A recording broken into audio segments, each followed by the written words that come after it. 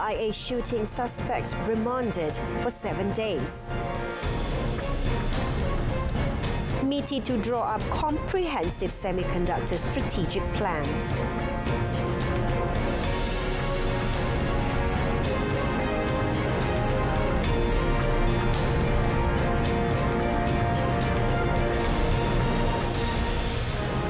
Good evening and Salam Malaysia Madani. Thanks for joining me, Renee Fong, and you're watching Malaysia Tonight. The suspect who opened fire at the Kuala Lumpur International Airport KLIA Terminal 1 arrival hall early last Sunday morning before being arrested in Kota Baru yesterday is believed to be trying to escape to a neighbouring country. Bukit Aman Criminal Investigation Department Director Datuk Sri Muhammad Suhaili Muhammad Zain said it was based on the suspect's frequent travel records abroad, besides having his passport as well as Rial and Baht currencies with him. Speaking at a media conference in the Kelantan Police Contingent Headquarters today, he said the police are also looking into the method used by the suspect to escape abroad. Datuk Sri Muhammad Suhaili said initial investigation showed the suspect arrived in Kelantan on 14th April using a Honda Civic but changed the car's registration plate number to avoid his movements being detected. He said before being arrested, the man was staying at a hotel in Kota Baru. Masa ini tidak ada motif-motif lain selain daripada motif peribadi tersebut, dan kita akan membawa pulang suspek ke Selangor untuk menyelesaikan segala siasatan berkaitan dengan kes 307 tersebut, dan kita juga akan memanggil balik beberapa saksi untuk memperkemaskan lagi siasatan di Selangor, dan akhirnya ultimately kita akan pergi kepada pendakwaan lah. Commenting on whether the suspect had applied for a visa to go abroad, Datuk Sri Muhammad Suhaili said the matter was still under investigation. The man suspected of shooting at his wife and seriously injuring her bodyguard at the Kuala Lumpur International Airport KLIA last Sunday arrived at the police airbase in Subang this afternoon under heavy security. Previously identified as Hafizul Harawi, the 38-year-old was arrested in front of a private hospital in Kota Baru, Kelantan yesterday after evading a nationwide manhunt for over 24 hours. He was taken to a magistrate's court this morning where a remand order for 7 days was issued. He was then taken to the Selangor Police Headquarters in Shah Alam. The Transport Ministry MOT will seek the views of various parties, including the Royal Malaysia Police PDRM and the National Security Council MKN, in improving the security aspects at airports in the country. Transport Minister Anthony Loke said this includes a proposal for the airport to have scanners to detect members of the public carrying prohibited items such as firearms. Jadi memang ini akan ditambah baik, dan kita akan mendapat nasihat daripada pihak polis untuk melihat bagaimana dapat mengetatkan aspek-aspek keselamatan di lapangan terbang kita. Met by reporters today, he said this in response to the shooting incident at the Terminal 1 of the Kuala Lumpur International Airport KLIA last Sunday. In the incident, which occurred at about 1:30 a.m, a bodyguard of a woman was injured by a shot fired by the woman's husband. 2 shots were fired at her, with 1 shot missing and another hitting the bodyguard. A suspect was arrested in Kota Baru, Kelantan yesterday and is on remand for 7 days starting today. The Johor government wants to develop a multi-tiered or elevated automated rapid transit ART system in Johor Bahru to address traffic congestion in the city. Menteri Besar Dato' On Hafiz Ghazi said the proposal had been consented to by Sultan Ibrahim, King of Malaysia, and the Regent of Johor, Tunku Mahkota Ismail Sultan Ibrahim, to be presented at the federal level for further consideration. Di peringkat kerajaan negeri sudah mendapat juga perkenan Duli Yang Maha Mulia YDPA dan juga pemangku Sultan untuk membawa mandat bahawa kita akan melaksanakan pertamanya elevated ART. That is our proposal to the federal government. di peringkat federal government akan perhalusi cadangan kami itu, dan pada masa sama seperti yang saya sebut, we need multiple public transportation options. An elevated ART is a public transport system that operates on elevated tracks similar to a monorail or elevated railway. Earlier, Dato' On Hafiz launched Handal Indah Sendirian Berhad's cross-border electric public buses at the Mall of Medini in Iskandar Putri. Lim Han Weng, the founder of Johor-based transport provider Handal Indah, said 80 million ringgit was invested to purchase 60 electric buses and equip depot on the state with supercharging stations. Their quest to support sustainable public transport gained an entry in the Malaysia Book of Records as the first bus operator to run cross-border electric bus services in Malaysia. On the electric buses, Dato' On Hafiz said Singapore would face fuel-run public buses by 2040.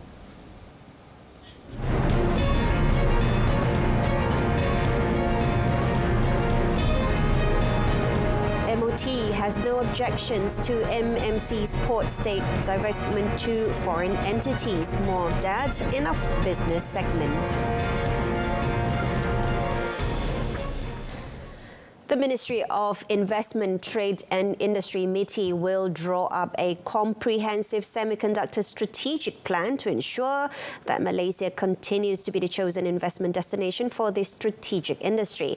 The matter was reached in a meeting of the National Investment Council (NPN) chaired by the Prime Minister Datuk Seri Anwar Ibrahim today. In a posting on his social media, Datuk Seri Anwar said the move was important to attract the interest of various international semiconductor companies to establish high-quality semiconductor manufacturing facilities in the country. According to him, the meeting also examined the proposal for the development of Korean Integrated Green Industrial Park, KIGIP, and agreed that it should be implemented as a joint venture by government-linked investment companies, GLICs, in collaboration with the capital government and the state government.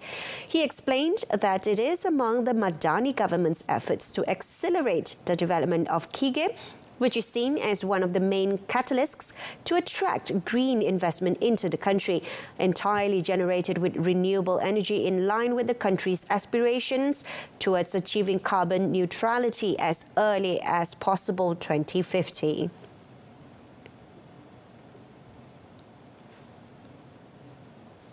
The Ministry of Agriculture and Food Security, KPKM, is actively engaging stakeholders to identify target groups for the implementation of targeted subsidies.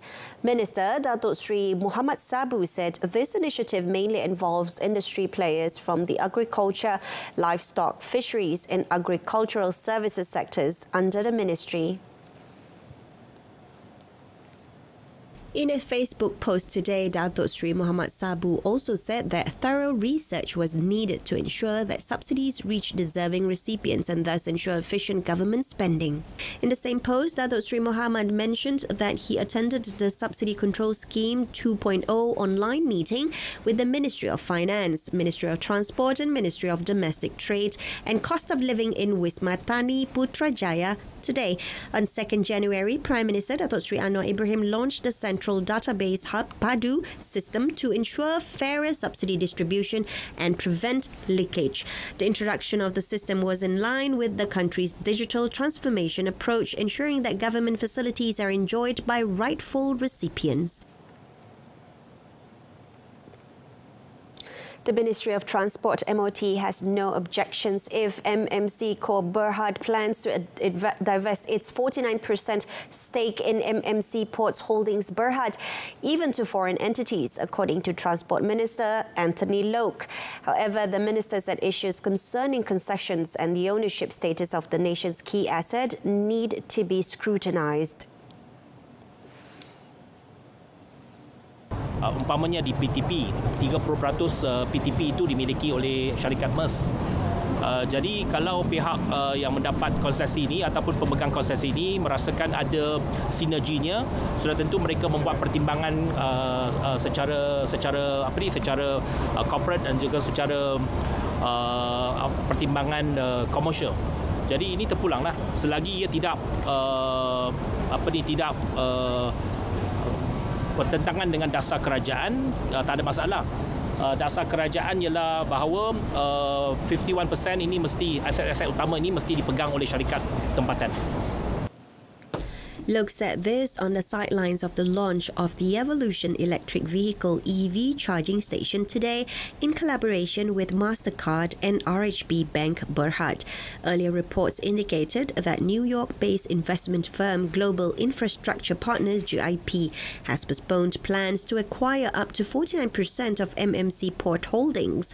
MMC Port Holdings is a subsidiary of port conglomerate MMC Corp, controlled by prominent corporate figure Tan Sri Said Mokhtar Al-Bukhari. The National Institute of Entrepreneurship, INSCEN, aims to train 10,000 entrepreneurs this year, up from 9,700 trained last year across the country. Entrepreneur Development and Cooperatives Minister Dato' Iwan Benedict noted that last year's trained entrepreneurs performed exceptionally well, with some experiencing up to a 75% increase in sales after completing the Institute's coaching program. Selalunya kita ikut profil usahawan itu, dan mengikut kajian kita, dapatan kita, usahawan mikro, usahawan kecil kita ini banyak dalam sektor perkhidmatan. Jadi kita tumpuhkan pada sektor perkhidmatan ini. Kita ada juga yang terlibat dalam sektor pelancongan, usahawan yang mengusahakan perniagaan berasaskan pelancongan juga dibimbing oleh INSCEN dan sektor-sektor lain. Tetapi penyertaan paling besar usahawan adalah dalam sektor perkhidmatan. Speaking to the media after INSCEN Hari Raya Open House in Cyberjaya today, Dato' Iwan said the next Mega Madani Entrepreneur and Sales Carnival, KUJMM, organised by KUSKOP, will be on 11th and 12th May at Kuala Penyu, Sabah, coinciding with the Pesta Keamatan. The collaboration between AirAsia's education platform, AirAsia Academy, and credit reporting agency CTOS Data Systems Sdn Bhd is targeting to provide business education to up to 2,000 small and medium-sized enterprises, SMEs. Capital A Berhad CEO Tony Fernandez said the collaboration, which encompasses business education in digital marketing and branding, as well as networking opportunities, aims to empower SMEs with the skills and proficiencies to succeed in today's digital era.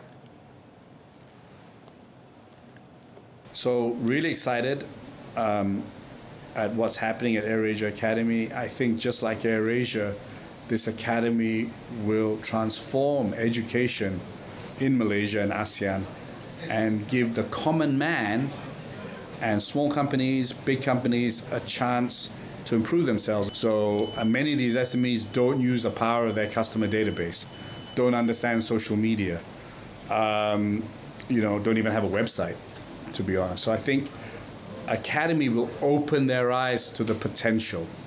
And many of these are entrepreneurs who don't have the time to go back to school. So they can do both running their business and improve themselves, and of course improve their business. He said this at the launch of the CTOS verified service today. New courses will be added depending on the demand from SMEs, he said, adding that a course deployment will take place every 2 weeks. CTOS Chief Operating Officer Lee Shin Mei said it targets for 10% out of the 22,000 SMEs in its ecosystem to enroll in the CTOS verified program by year end. She said CTOS aims to enable SMEs to not just discover the importance of technology, but also how they can market their products by collaborating with AirAsia Academy. Investment banks believe that the establishment of the Energy Exchange Malaysia ENGEM platform is a positive development, foreseeing renewable energy RE export as a promising avenue for new revenue streams and a catalyst for industry capacity expansion. In its research note today, Maybank Investment Bank Berhad Maybank IB said Malaysia currently relies on the domestic large-scale solar scheme and corporate green power programs. It also said that the energy exchange platform represents another milestone achieved for the eventual cross-border trading for RE. The Energy Transition and Water Transformation Ministry has set up the eagerly awaited Energem platform to facilitate cross-border trading for RE, kicking off with the announcement of a pilot 100 megawatts RE export to Singapore, although details on timeline and source of RE supply were not disclosed. Similarly, MIDF Research views the announcement as a positive development. It said based on details in the latest cross-border electricity sales guideline, local RE plants are expected to enter into power purchase agreements with a single buyer, a unit currently under Tenaga Nasional Berhad, for the supply of energy for RE export.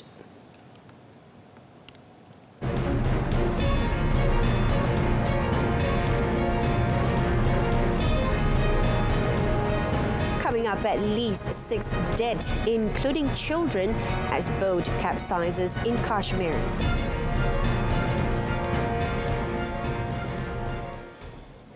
"20 Malaysians are set to join the humanitarian mission of the Freedom Flotilla Coalition FFC, expected to depart from Istanbul, Turkey at the end of this month. Humanitarian Care Malaysia MyCare Chairman Datuk Sri Dr. Kamal Nasruddin Mustafa said they would converge with activists from 30 countries in Istanbul on 18th April for final preparation in conjunction with the break of siege of Gaza Freedom Flotilla mission. 3 buah kapal akan berlayar pada April 2024 ini, terdiri daripada satu kapal kargo 5,000 tan dan 2 kapal penumpang yang boleh memuatkan lebih 1,000 orang. In a media briefing today, Datuk Sri Dr. Kamal Nasruddin further noted that the ships will transport humanitarian aid such as medical supplies, food packs, clothes, tents and several vehicles, including 8 ambulances. The 20 participants consisted of media practitioners, doctors and humanitarian activists, he said, adding that the mission is a grassroots and multinational movement to challenge the illegal blockade imposed by Israel against Gaza while raising awareness and fostering international solidarity with the Gazans.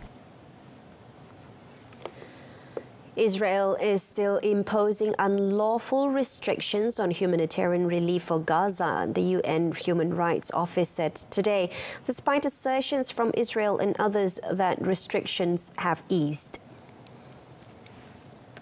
Israel's offensive in the Gaza Strip since 7 October has turned much of the Gaza Strip into a wasteland, with hundreds of thousands of people now displaced and crowded into the southern corner of the enclave. The amount of aid now entering Gaza is disputed, with Israel and Washington saying aid flows have risen in recent days. By Ravina Shamdasani, spokesperson for the UN Human Rights Office, said it is still far below bare minimum levels required to meet basic needs. At a press briefing in Geneva, Ravina also reiterated calls for unfettered aid access. Israel, which denies hindering humanitarian relief to Gaza, has faced increased international pressure to let more supplies into Gaza Strip since it hit an aid convoy on 1st April, killing international relief workers. Ravina also warned that those delivering or trying to access humanitarian assistance must never be attacked.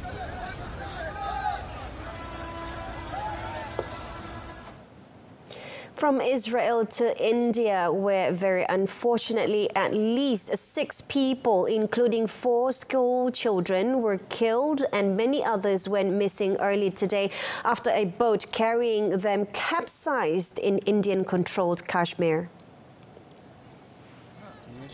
The boat carrying over 20 people capsized in the river Jhelum on the outskirts of Srinagar, the summer capital of Indian-controlled Kashmir. A police official said the boat capsized in the river in the Ganbal area after the rope used to steer it across the river snapped suddenly. The official added that some victims have been saved and they are undergoing treatment at the hospital. Following the accident, locals informed authorities who rushed rescue teams of police and disaster response force personnel to carry out searches in the river to trace the missing. The searches were going on until the last reports poured in. Some local media reports put the number of missing above 10. Heavy rains in the region over the last few days have swelled water levels in the river. Boat capsizing incidents are common in India, particularly in rural areas, where many people rely on traditionally made boats as a mode of transportation.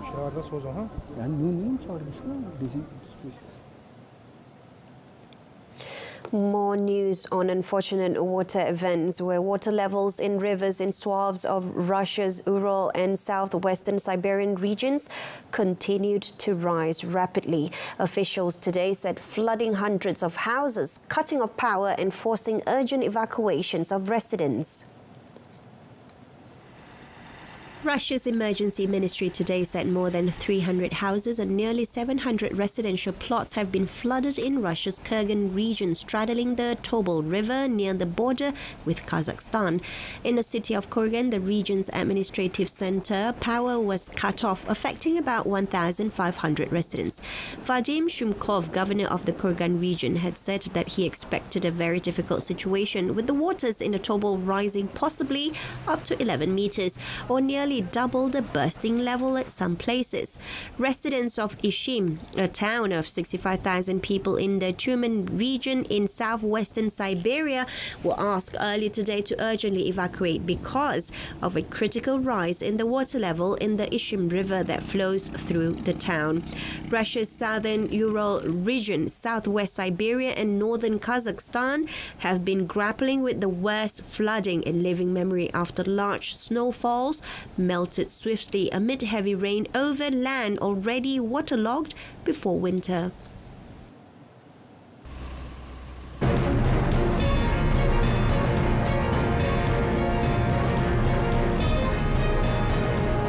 In sports, springboard specialist Wendy Ng announces retirement after 14 years.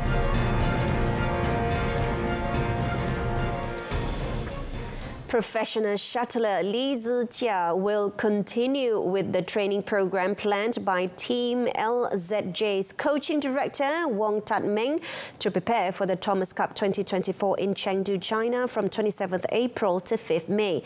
Team LZJ, in a statement on X today, said the training program and arrangements planned by Tat Meng will prepare Zitia to perform his best during the Thomas Cup and the 5 tournaments he plans to participate in after that.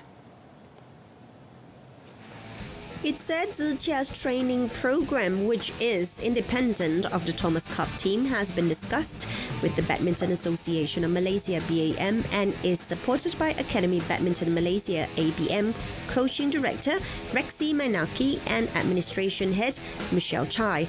Team LZJ thanked BAM, Rexy and Michelle for their understanding and trust in managing Zitia's training plan in this hectic tournament schedule leading up to the Paris Olympics. BAM have also named Ng Ziyong, Leong Junhao, Chem Junwei and Justin Ho for singles duty, while the doubles will be spearheaded by 2022 world champions Aaron Chia So Weiyek, followed by Goh Zhifei and Nur Izzuddin Rumsani and Muhammad Haikal Nazri. Malaysia are seeded 5th and placed in Group D with 2016 champions Denmark, Hong Kong and Algeria for the Thomas Cup 2024.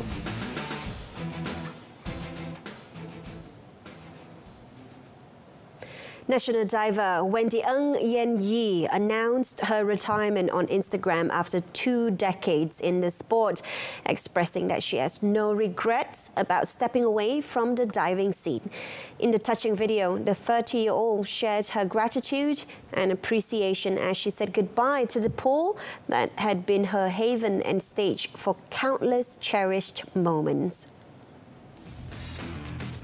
Wendy made her Olympic debut at the London 2012 edition, followed by Rio 2016 and her final appearance at Tokyo 2020.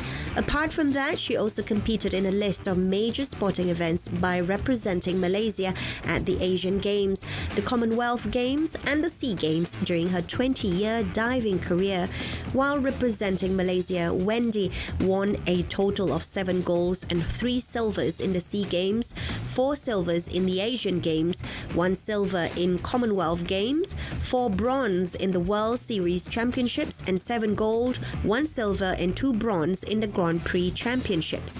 Wendy also mentioned that retiring doesn't mean the end, but rather the start of an exciting new chapter.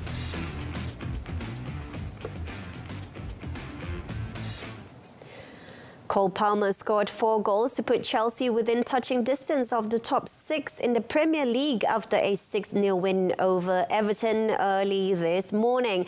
The England international has been a shining light in an underwhelming campaign for the Blues this season and level with Manchester City striker Erling Haaland's 20 Premier League goals in the race for the Golden Boot. Palmer killed the game as a contest as he completed his hat-trick inside 30 minutes before Nicholas Jackson also struck before half-time. However, the night was not without drama for Chelsea as Palmer had to fend off teammates Jackson and Noni Madueke to score his 4th from the penalty spot. Despite an 8-game unbeaten Premier League run, Chelsea remain in 9th but are now just 3 points adrift of 6th place Newcastle with a game in hand to come, and they will head into Saturday's FA Cup semi-final against City confident they can end the holders' quest for a 2nd consecutive treble. A demoralising defeat leaves Everton still perilously placed just 2 points above the relegation zone. In the 2024 Under-23 Asia Cup campaign, all AFC matches set to kick off in Qatar on 15th April will use the video assistance referee VAR technology. This was confirmed by the Asian Football Confederation AFC. It further added that injury time will be awarded based on how many minutes the match is delayed. AFC also said that they will introduce yellow and red card rules for numerous offences. The Under-23 AFC Asia Cup campaign will be participated by 16 teams in total. 3 teams will have the chance to automatically qualify for the 2024 Olympic Games, while 1 spot will be given to the team that survives knockout stage. The Harimau Malaya Under-23 under tutelage of Juan Torres Garrido continue to focus on their training in preparation for match against Uzbekistan tomorrow, followed by Vietnam on 20th April.